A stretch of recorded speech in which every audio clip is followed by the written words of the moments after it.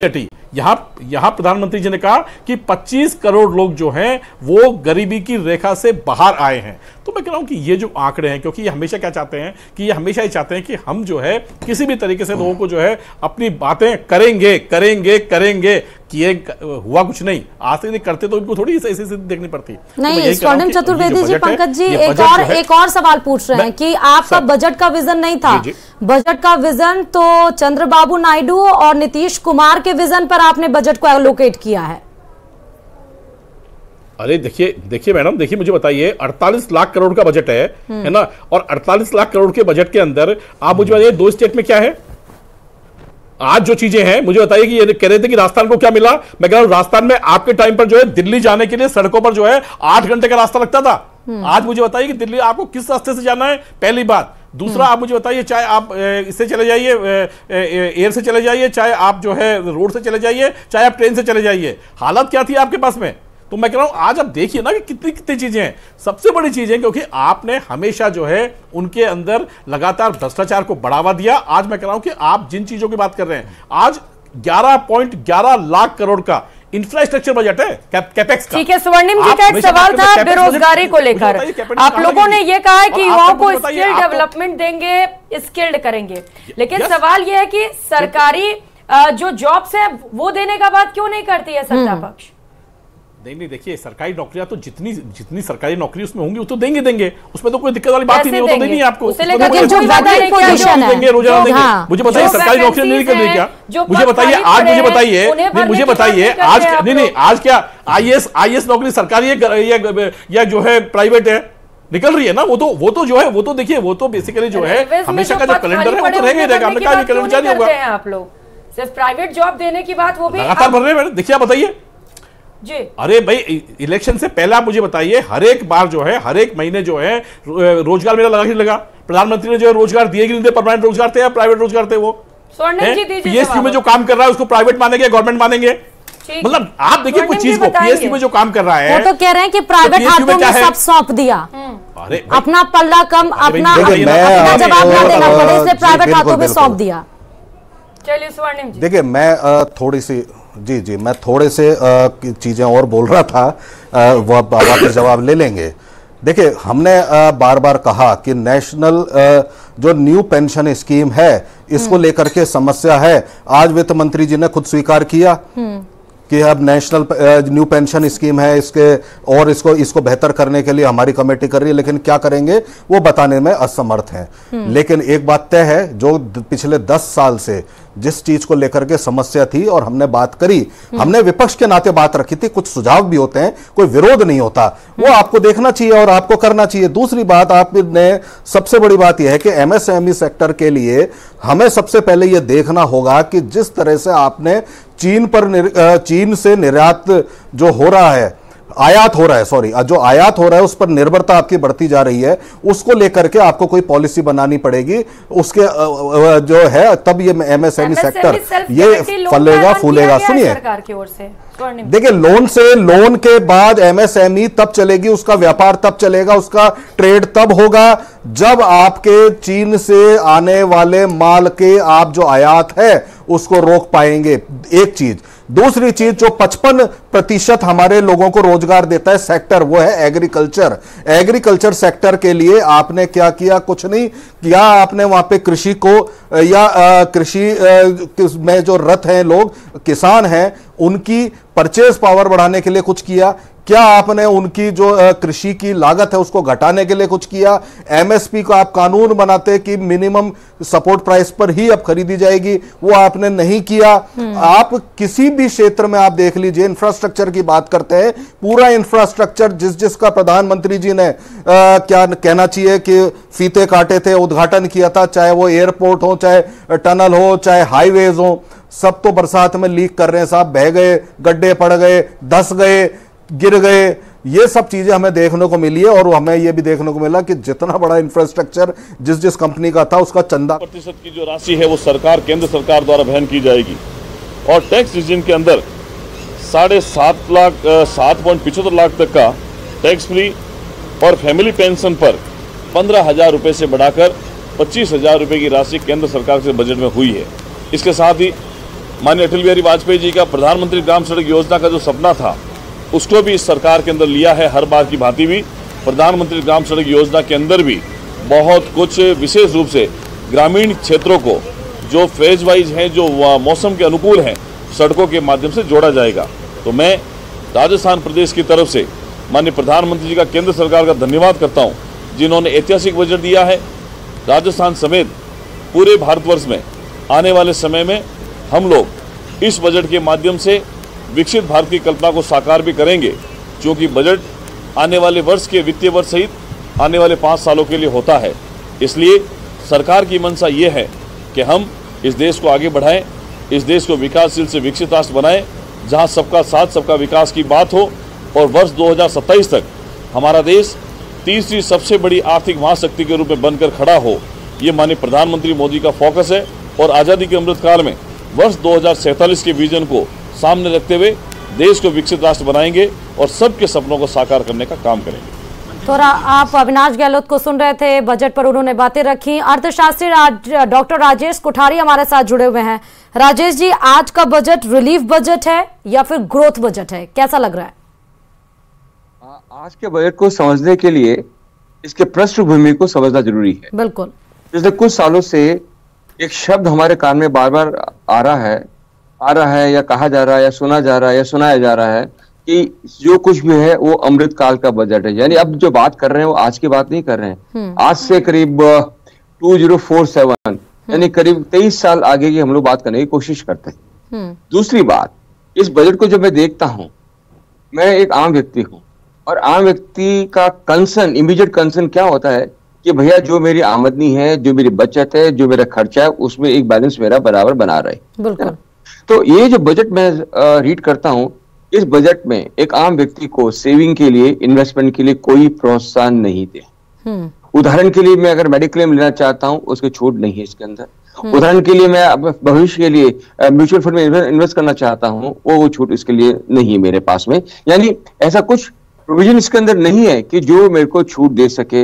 यानी old scheme के जो हमारे थे इनकम टैक्स वाला, उसके अंदर हम उम्मीद कर रहे थे कि कुछ छूट मिलेगी, पर ऐसा कुछ नहीं हुआ। और जो नए स्लैब के अंदर दिया है आपने, वो ऊंट के मुंह में जीरे के बराबर है, क्योंकि ये 3 लाख और 5 लाख आज के जमाने 3 लाख का ये थ्रेश होल्ड है, ये बहुत मिनिमम थ्रेश होल्ड है।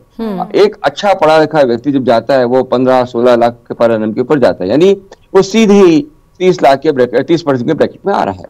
तो इमीडिएट रिलीफ इसमें कुछ भी नहीं है। दूसरा, इस बजट के अंदर हमें सरकार की एक पॉलिटिकल कंपल्शन क्लियर कट नजर आ रहा है। 2 स्टेट्स को, एक को शायद 40,000 करोड़ दिया हमने, दूसरे को हमने शायद 15-20 हजार करोड़ रुपए दिया है। क्यों दिया हमने? 24,000 में भी 24 हो और इनडायरेक्टली कुछ और होगा। सवाल ये उठता है कि हमने क्यों दिया उनको? क्योंकि भैया मेरे को अपनी कुर्सी प्यारी है और कुर्सी बचाने के लिए 24 की जगह अगर मैं 40 भी देना पड़े तो मैं दूंगा आपको। यानी प्योर इकोनॉमिक्स के ऊपर, प्योर पॉलिटिकल कंपल्शन सरकार के ऊपर आ रही हुआ। ठीक है। तीसरी बात, हम ये कह रहे हैं कि एक मेरे मित्र कह रहे थे कि 80 करोड़ लोगों को सरकार 5 साल तक खाना देगी। क्या ये विकास है? मैं कहता हूँ विकास नहीं, विनाश है। हम उस 80 करोड़ लोगों को अगले 5 साल तक पंगु, पैरासाइट, डिपेंडेंट बनाने की पूरी कोशिश हम लोग कर रहे हैं। अगर यही 80 करोड़ लोगों को खाना आप काम के बदले अनाज के रूप में देते तो शायद इस देश में रूरल अर्थव्यवस्था के अंदर कुछ आमूलचूल परिवर्तन होता। हमने क्या कहा? आओ राशन लो, घर जाके बैठ जाओ। ठीक है ना? यानी आप समझ कोशिश करिए कि ये मंशा किस तरह की मंशा, और ये 80 करोड़ का अनाज कौन दे रहा है, कहां से दे रहा है? ये आपकी मेरी कमाई है जो हम टैक्स पे करते हैं सरकार को। ये सरकार इतनी बेशर्म है कि ऑनेस्ट टैक्स पेयर को कोई इंसेंटिव नहीं है। जो टैक्स के लिए हम लोग रेवेन्यू देते हैं उसको यहाँ डोल आउट करने की कोशिश कर रही है in the name of social welfare, in the name of elevation poverty. ऐसे पॉवर्टी दूर नहीं होती। 80 फिर एक और कह रहे हैं कि 80 करोड़ को तो आप खाना दे रहे हो, 25 करोड़ लोगों को हम लोग गरीबी की रेखा के ऊपर लेके आ गए, यानी 115 करोड़ लोगों में इंतजाम कर लिया। इस देश की आबादी कुल कितनी है? यानी हम कह रहे हैं कि नए टैक्स रिजीम में जो बदलाव हुआ उसका ज्यादा फायदा मिल नहीं रहा है लोगों को। इसको जरा समझाइएगा कैसे? इसलिए मैं आपसे कह रहा हूं कि आज कोई भी पढ़ा लिखा व्यक्ति जब बोलते हैं, मान लीजिए कोई MBA करके आता है, कोई इंजीनियरिंग करके आता है, कोई मास कॉम करके आता है, उसकी बेसिक सैलरी अच्छी एंटरप्राइज के अंदर कम से कम आप लाख रुपए पकड़ लीजिए। ठीक है ना? मतलब ये 15-20 हजार वाला जमाना जा चुका। I'm talking about good organization, good brand। अब 12 लाख उसको सैलरी होती है। आप 12 लाख के अंदर 3 लाख कहाँ हटते हैं आपके? ठीक है ना? 10 लाख कहाँ हटते हैं उसके लिए? और फिर मतलब आप समझ कोशिश करिए, 3 लाख का जो लिमिट है वो उसके लिए ठीक है, जो बेचारा कहीं 10, 15, 20 हजार की नौकरी उसी की लग गई हो गलती से, ठीक है ना, उसके लिए पढ़ा लिखा नहीं है। अच्छा, फिर हम ये कह रहे हैं कि इस देश को आगे लेके जाना चाहिए। मैं कहता हूं बिल्कुल लेके आगे लेके जाना चाहिए, पर सवाल ये उठता है कि हमने कहा कि हम 500 कंपनियों के अंदर इंटर्नशिप देंगे, ठीक है ना, यानी 1000 बच्चों को इतना इंटर्नशिप देंगे। अरे किस चीज की इंटर्नशिप दे रहे हो भाई आप? अभी तक क्या हमने ऑनेस्टली जो स्किल ऑफ इंडिया है, या जो सरकार ने जो घोषणा की थी स्किल इंडिया की, क्या उसका एक ऑनेस्ट हमने असेसमेंट करा है कभी कि भैया कितनों को ट्रेनिंग दी थी, कितनों को नौकरी मिली, कितना कुछ हुआ? सो कहने का तात्पर्य है कि 2 लाख रुपए। सवाल और है, फिर मुझे दूसरे गेस्ट के पास जाना है। तो क्या आज का बजट जो था, जो राजकोषीय घाटा हो रहा था, क्या उसकी तरफ एलोकेट हो रहा है? दूसरा ये, क्या मर्केंडाइज इकोनॉमी, हम ये बार बार कह रहे थे कि इस बार का बजट सरकार को फोकस करना चाहिए कि मर्केंडाइज इकोनॉमी ज्यादा बूस्टअप हो। यह बजट आपके हिसाब से दोनों ही तरफ नहीं है, राजकोषीय घाटा मतलब कोई प्रॉफिट नहीं होगा आज के बजट से, और मर्केंडाइज इकोनॉमी की तरफ तो बिल्कुल फोकस नहीं है। हाँ, अगर वो पैरामीटर हमारा है, हाँ, तो उस पैरामीटर पे हमें मानना चाहिएगा कि सरकार ने अपना जो फिस्कल मैनेजमेंट जो रखा है, निश्चित रूप से वो प्रशंसनीय, सराहनीय है। फिस्कल डेफिसिट की बात कर लें, करंट अकाउंट डेफिसिट की बात कर लें, डेफिसिट की बात कर ले, ये सब कंट्रोल के अंदर है। पर इसके पीछे बहुत बड़ा, चलिए आशुतोष रावत जी भी हमारे साथ लगातार जुड़े हुए हैं। आशुतोष जी, चूंकि राजेश कोठारी जी को आपने सुना ही होगा, आप एक और जहां तारीफ कर रहे हैं कि हर वर्ग को ध्यान में रख के बनाया गया है, वहीं उसके उलट बोल रहे हैं। वो क्या साफ तौर पर कह रहे हैं कि 2047 का विजन रखा गया है, फ्यूचर का विजन है ये बजट। ये कहा कि बजट 2047 को ये है कि लोक लुभावन बजट नहीं है, कि लॉन्ग टर्म को ध्यान में रख करके बजट दिया गया। लेकिन मैं राजेश जी की एक बात नहीं मैं समझ पाया कि इस हिंदुस्तान में कितने टैक्स पेयर हैं, ये भी हमको पता है। मेरे ख्याल से 5 से 6 करोड़ लोग टैक्स फाइल करते हैं, तो ऐसे में कितने परसेंट, और उनमें से भी 20% या 30% के सलाब में कितने परसेंट लोग आते हैं, यानी वो चंद्र लाख लोगों की बात कर रहे हैं। मुझे स्वर्णिम जी की बात से इससे ज्यादा मैं इत्तेफाक रखता हूं कि आखिरकार एग्रीकल्चर के लिए सरकार ने क्या किया। यह सवाल उठाई कोई अर्थशास्त्री तो बहुत अच्छा समझ में आता है, लेकिन मैं चंद्र लाख लोगों के लिए आपने कुछ नहीं किया या बहुत कुछ नहीं किया, कुछ तो फिर भी आपने किया है, उसको एक अर्थशास्त्री अपने आप में सवालिया निशान लगा रहा है। थोड़ा सा मेरे लिए अचंभित करने वाला है, पर मेरी बहुत ज्यादा अर्थशास्त्र में तो ज्ञान नहीं है। लेकिन मैं स्वर्णिम जी की इस बात से निश्चित तौर पर सहमत हूं कि एग्रीकल्चर को लेकर के अभी जो करने की गुंजाइश थी, क्योंकि सरकार लगातार तिलहन और दलहन की बात तो कर रही है, लेकिन आखिरकार वो मार्केट कैसे होगा। जैसे फलों के लिए और सब्जियों के लिए उन्होंने अलग से क्लस्टर बनाने की बात की कि फलों और सब्जियों में किस तरह से एक नया मार्केट दिया जाए, लेकिन क्या आखिरकार जो अभी फसल हमारी यहाँ उग रही है उनके मार्केट को लेकर के सरकार की क्या पॉलिसी है। मुझे लगता है कि वो शायद अगर वो ज्यादा क्लियर पंकज जोशी शायद इस बात को बेहतरीन तरीके से बता पाए। पंकज जोशी जी बताइए, किसानों के लिए क्या किया आप लोगों ने, क्योंकि विपक्ष भी ये सवाल खड़े कर रहा है कि आप कहते थे कि किसानों के आय को 2 गुना कर देंगे। क्या आपको लगता है कि किसानों की जो उम्मीदें थी उस पर खरा उतर पाए हैं आप लोग? क्योंकि एमएसपी भी फिक्स नहीं किया और सबसे ज्यादा जरूरी होता है बाजार को स्थापित करना, वो भी बजट के जरिए नहीं दिखा। देखिए आपको बाजार, मैं यही कह रहा हूं आपको, आज आप मुझे बताइए कि हमारा जो बेसिकली स्टोरेज है, स्टोरेज कैपेसिटी क्या है देश की। आपको मैं थोड़ा सा उदाहरण, एक छोटा सा उदाहरण देता हूं मैडम। आप अभी देखिए, मैं शायद आप ही के चैनल पर था, जब ये चैनल हुआ करता था, तो मैं आता हूं ईटीवी के नाम से। जब आप देखिए कि 2010 के अंदर आज भी उतना नहीं है पंकज जी जितना चाहिए, अन्न बर्बाद हो रहा है। हम कुछ खुद खबरें दिखाते हैं, क्या बात कर रहे हैं आप? देखिए मैं कह रहा हूं आपको, देखिए मैं कह रहा हूं आपको, पैरासिला आइटम का नाम बताइए मुझे, कौन सी चीज ऐसी है दलहन और तिलहन में, मुझे बताइए कौन सा बर्बाद है। आज भी बारिश में अन्न जो है कुछ किसान ने कहा, अरे देखिए मैडम, मैं आ रहा हूं देखिए, चलिए बोलिए। मैं एक सेकंड रुक जाइए, मैं बता रही हूँ पंकज जोशी जी, एक मिनट। याद होगा देश में कुल खाद्यान्न उत्पादन, वन सेकंड, देश में कुल खाद्यान्न उत्पादन 31.3 करोड़ टन है, भंडारण क्षमता केवल 14.5 करोड़ टन है, लाखों टन भोजन आज भी बर्बाद होता है। अब आगे आप प्रोसीड करिए अपनी बातों के साथ। मैडम मुझे बताइए, 80 करोड़ लोगों को जो ये बात चल रही थी, इनको हमारे पास से दे रहे हैं या कहीं बाहर से लाके दे रहे हैं? वो तो सर आपकी योजना है, सरकारी योजना। और नहीं मैं ये कह रहा हूं, बर्बाद हो रहा है, इसे लेकर विपक्ष पर आप सवाल खड़े कर रहे हैं, तो आपको भी इस बात को समझने की क्षमता की बात करें ना, क्षमता कैपेसिटी। बोलिए। मैं आ रहा हूं मैडम, वही आ रहा हूं। आपने कहा भंडारण के लिए, अभी इस बजट के अंदर मुझे बताइए, क्या भंडारण के लिए जो है इसमें आपको सबवेंशन अभी भी नहीं है क्या? अभी सबवेंशन लगातार जारी रखा है। लगभग 1,51,51,00,000 का बजट जो है एग्रीकल्चर के लिए रखा है। पैरासिलर आइटम जो बेसिकली सब्जियां वगैरह जो है लगातार जो है कई बार जो है बेचारा गरीब आदमी इसमें परेशान होता था, उसके लिए लगातार जो है नई किस्मों की व्यवस्था जो है खुद एग्रीकल्चर मिनिस्टर ने कहा कि हम जो है उन चीजों के ऊपर भी आ रहे हैं कि वो चीज लगातार जो है उन टाइप से बनी रहे। कम से कम किसान ये नहीं हो कि उगाने के बाद जब वो फसल देना शुरू करे तो जो है वो आपदा से खत्म हो जाए या उस एटमॉस्फेयर से खत्म हो जाए, उसके ऊपर भी जो है लगातार बीज का उन्नत कर रहे हैं।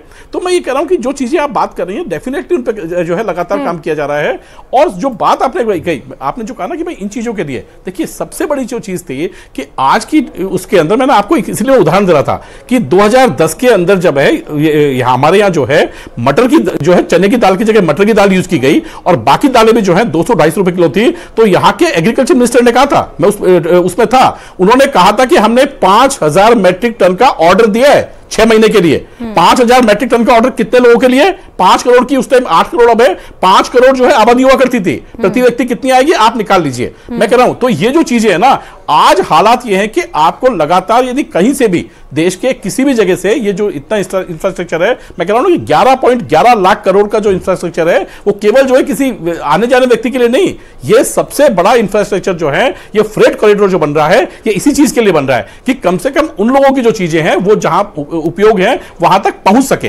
तो इन चीजों को समग्र रूप में आप देखेंगे तो कहीं ना कहीं आपको दिखेगा कि ये बजट जो है खड़े कर रहा है पंकज जी। देखिए वो कह रहे हैं ये वादा कर देते हैं।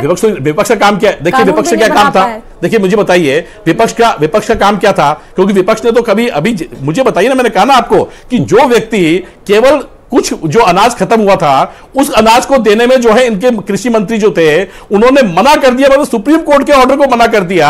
आज मुझे बताइए कि लोगों को मिल रहा है तो क्या मिलना नहीं चाहिए क्या? अभी अर्थशास्त्री जी कह रहे थे कि आप उनको जो है बेकार बना रहे हैं। मुझे बताइए आज जो है क्या देश का व्यक्ति जो है, जो आदमी जिसको मिल रहा है वो बेकार है क्या?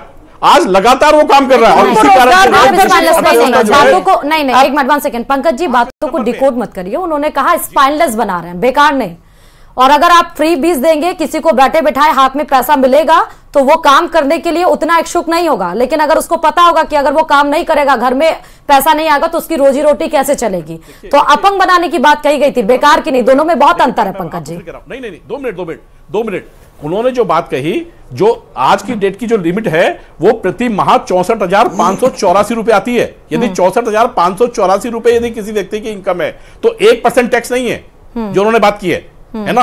और जो व्यक्ति जो है, यदि कोई व्यक्ति वहां पर ग्रामीण क्षेत्र में रहता है जिसकी आवश्यकताएं ऐसी हैं, उसको यदि भोजन मिल जाता है और ये मिल जाता है तो केवल इस देश में आप ये बिल्कुल मान लीजिए कि केवल यहां जनता जो है केवल भोजन के लिए इसके लिए नहीं है, लगातार व्यक्ति जो है अपनी अन्य आवश्यकताओं के लिए भी जो है जुटा रहता है।